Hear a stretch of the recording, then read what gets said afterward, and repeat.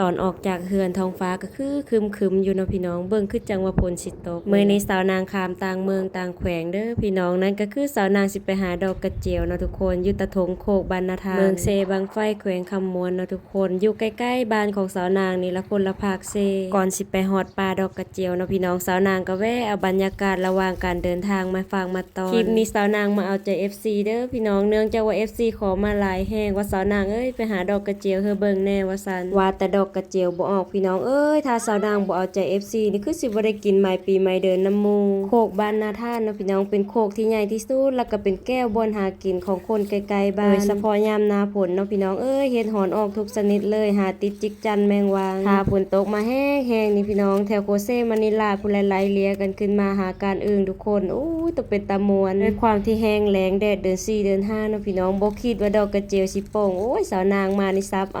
อามีแต่ดอกงามๆย่างรอปืนหาดอกกระเจียวไปมาเนาะพี่น้องแต่ว่ามาเห็นใบตองกุ้งนี่บ่ฮู้ว่าสาวนางสิเอาไปเฮ็ดหยังแต่ว่าเอาไว้ก่อนนะทุกคนสะออนมันใบใหญ่ๆเอาไปมกใส่ลูกกบลูกเขยดเนาะพี่น้องโมะหน่อไม้หรือว่าหมกปลาซิวใส่ใบผักอีตูน้ำปลาแต่หอมคักหอมแน่ปกติสาวนางสิมารอโคงนาทานนี่มายามฝนเนาะพี่น้องมาหาเฮ็ดใบไม้ใบหญ้าก็สิเขียวงามแต่ว่ามายามแล้งนี่รู้สึกว่าใบหญ้าบ่มีเลยเปลี่ยนกันซับเปลี่ยนกันหาเนาะพี่น้องมื้อนี้สาวนางมากับเบาคาน2คนเด้อมารอเบิ่งว่าผลงานของเฮาสิได้พอกินบ่มื้อนี้เบิ่งความว่าแดดนะพี่น้องตอนสาวนางออกมาตะเหินนะป้ามืดฝนกึมแท้กึมว่าบ่แปลกเลยที่สีใบไม้ใบหญ้ามันสิเป็นสีแบบนี้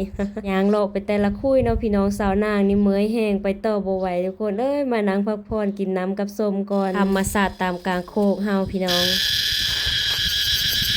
หนังกินส้มแน่ก็ฟังเสียงแมงอีแมงจิกจานฮ้องเนาะพี่น้องป้าตะบ่แม่นโลละ7-800พุ่นบ่ทุกคนได้ยินแววว่าราคาดีแฮงมาตั้งแต่8โมงจนตอนนี้ตะเวนพลิกบ่ายแล้วเนาะทุกคนยืนเงาทับกระโตและสาวนางรู้สึกอยากกินข้าวแห้งบัดนี้สิได้พากันเดินทางกลับบ้านได้บัดนี้